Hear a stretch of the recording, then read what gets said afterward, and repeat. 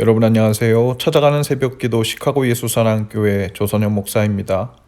오늘도 변함없는 주님의 은혜와 평강이 저와 여러분의 삶의 종일 풍성하기를 기도합니다. 오늘 말씀은 신명기 21장 10절에서 17절까지 말씀입니다. 제가 읽어드리지요. 내가 나가서 적군과 싸울 때 내 하나님 여호와께서 그들을 내 손에 넘기심으로 내가 그들을 사로잡은 후에 내가 만일 그 포로 중에 아리따운 여자를 보고 그에게 연연하여 아내를 삼고자 하거든 그는 내 집으로 데려갈 것이요 그는 그 머리를 밀고 손톱을 베고 또 포로의 의복을 벗고 내 집에서 살며 그 부모를 위하여 한 달 동안 애곡한 후에 내가 그에게로 들어가서 그의 남편이 되고 그는 내 아내가 될 것이요 그 후에 내가 그를 기뻐하지 아니하거든 그의 마음대로 가게 하고 결코 돈을 받고 팔지 말지라 내가 그를 욕보에 쓴즉 종으로 여기지 말지니라. 어떤 사람이 두 아내를 두었는데 하나는 사랑을 받고 하나는 미움을 받다가 그 사랑을 받는 자와 미움을 받는 자가 둘 다 아들을 낳았다 하자. 그 미움을 받는 자의 아들이 장자이면 자기의 소유를 그의 아들들에게 기업으로 나누는 날에 그 사랑을 받는 자의 아들을 장자로 삼아 참 장자 곧 미움을 받는 자의 아들보다 앞세우지 말고 반드시 그 미움을 받는 자의 아들을 장자로 인정하여 자기의 소유에서 그에게서 두 몫을 줄 것이니 그는 자기의 기력의 시작이라 장자의 권리가 그에게 있음이니라. 아멘. 오늘 본문에 나오는 두 개의 상황 속에서 적용되는 법들은 하나님의 관심과 뜻이 어디에 있는지를 잘 나타내 보여주고 있습니다. 첫 번째는 전쟁의 상황이죠. 고대 사회에서 일반적인 전쟁의 모습은 그야말로 혼란 그 자체였죠. 이기는 쪽이 지는 쪽의 모든 소유를 약탈하고 진 쪽에서는 그들의 노예가 되었죠. 어떤 권리도 주장하지 못했습니다. 어떤 인권도 보호받지 못했지요. 패한 쪽 여성들이 강간을 당하고 유린당하는 일도 당연스럽게 여기던 시대입니다. 그러나 하나님께서는 적군과 싸울 때 하나님께서 주신 승리를 주셨을 경우라는 전제를 붙입니다. 이스라엘의 모든 전쟁은 하나님이 대신 싸우셨고 그래서 하나님이 주신 승리셨습니다. 그러므로 백성들은 그 승리를 취한 후에도 자기의 권리인 양 요구할 수 없었죠. 하나님이 주신 법을 따르라고 말씀하십니다. 전쟁 중에 사로잡은 포로 중에 여인을 보고 연애하는 마음이 생기거든 집으로 데리고 가서 머리를 밀고 의복을 갈아입고 손톱을 깎으라고 합니다. 그 말은 이스라엘 공동체로 공적으로 들어오는 과정을 준비하라는 것이었죠. 여인이 새 옷을 갈아입으면서 새로운 삶을 받아들인다는 상징적인 의미도 있죠. 또 그 여인의 부모를 위하여 한 달 동안 애곡을 하고 정식으로 아내를 삼으라는 말입니다. 그뿐만이 아니지요. 만일 포로 중에서 아내가 되었던 배경이 있는 그 여인이라도 마치 자기의 소유인 것처럼 돈을 주고 팔거나 할 수 없고 싫은 일이 생기게 되면 자유롭게 돌아갈 수 있게 하라고 말합니다. 여인의 위신과 존엄성은 지켜져야 했고 노예처럼 취급받아서는 안 된다는 말씀입니다. 두 번째 상황은 일부 다처제 중의 상황입니다. 전쟁이라는 상황도 혼란한 일이지만 일부 다처제라는 이 구약 성경의 상황도 쉽게 이해하기 어려운 상황입니다.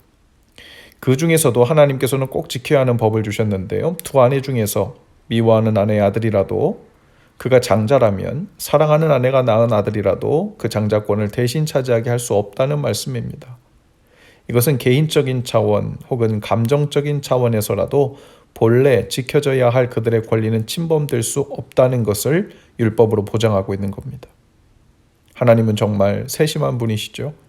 하나님께서 하나님의 백성에게 전쟁 중에 승리를 주시면 되시니 그 후에 일어나는 세부적이고 비교적 작은 일들과 케이스들은 구체적으로 그 모든 일까지 챙기시는 분이 바로 우리 하나님이시죠.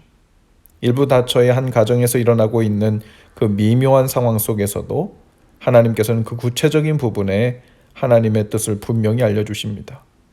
그것은 하나님께서 본래 세심한 부분까지 살피시는 분이시기 때문이기도 하지만 하나님께서는 모든 상황 속에서 약자와 작은 자, 가난하고 힘이 없어 억울한 일을 당할 수밖에 없는 자들의 상황까지 구체적으로 살피시는 분이심을 보게 됩니다. 지금은 전쟁은 아니지만 이민자들과 난민들이 이런 위치에 있는 사람들일 것입니다. 그들은 아직 합법적인 신분을 취하지 못한 사람들이 많고 미국 땅에서 태어나거나 혹은 일을 해서 세금을 내는 등 이 땅에 기여한 부분도 없기 때문에 신분상은 권리 주장을 할 수 없는 종류의 사람들이라고 할 수 있죠. 그러나 오늘 말씀에 나타난 하나님의 마음에 의하면 그들 또한 위신과 존엄이 지켜져야 하는 사람들입니다. 물론 그 위신과 존엄이라는 것의 수위와 표현 수단은 해석에 따라 다를 수 있겠지만 오늘 본문에 나타난 하나님의 마음이 무엇인지 우리 믿는 자들이 잘 헤아려 적용해야 하겠죠. 또 어떤 사람들은 특별히 1차적 보호와 관심의 대상이 되는 사람들이 있는가 하면 어떤 사람들은 여러 편견과 오해 때문에 사회적으로 보호와 관심 밖으로 밀려나는 사람들이 혹은 공동체가 있을 수 있죠. 일례로 인종적으로 혹은 성별로 좋아하고 싫어하는 기호와 차별이 존재하기 때문입니다.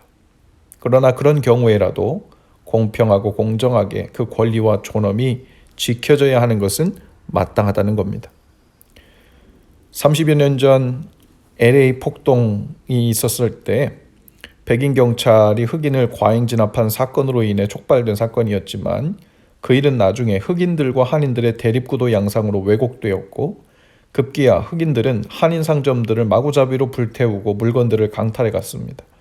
LA 한복판에서 그런 일들이 벌어지자 당시 LA 경찰들은 불타고 있는 한인 상점들을 보고도 보호해주지 않았고 오히려 모든 경찰들은 피해도 입지 않은 백인들이 사는 부촌 비벌리 힐스가 피해를 입을까봐 모두 그리로 출동해 상주하고 있었다고 하지요. 기호에 따라 편견에 따라 마땅한 권리와 존엄을 받아야 할 사람들이 그 권리를 빼앗긴 것입니다.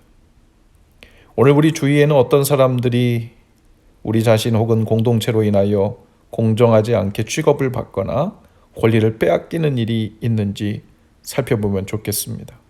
기업을 운영하는 자리에 있다면 신입사원이나 계약 직원들이 기본적인 안전에 대한 보호도 받지 못하는 일이 없도록 살펴야 되겠죠. 모든 상황 속에서 하나님께서 유심히 보시는 사람들은 약자들입니다. 나그네들입니다. 권리가 없고 신분이 없고 차별받는 사람들이죠. 그들을 향한 하나님의 마음을 가장 먼저 나서서 알아주고 헤아려주고 권리를 찾아주어야 하는 사람들이 바로 우리 믿는 사람들이어야 할 것입니다. 하나님을 믿는 그분의 자녀들이어야 할 것입니다. 이 하나님의 마음을 우리의 삶의 자리에서 잘 살펴보고 적용하는 우리의 삶이 되실 수 있기를 주님의 이름으로 축복합니다. 기도합시다.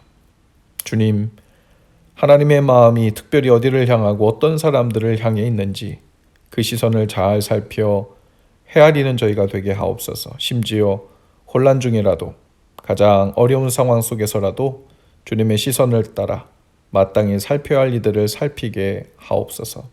예수님 이름으로 기도합니다. 아멘. 여러분 오늘도 예수 사랑으로 화이팅입니다. 내일 아침에 다시 찾아뵙지요.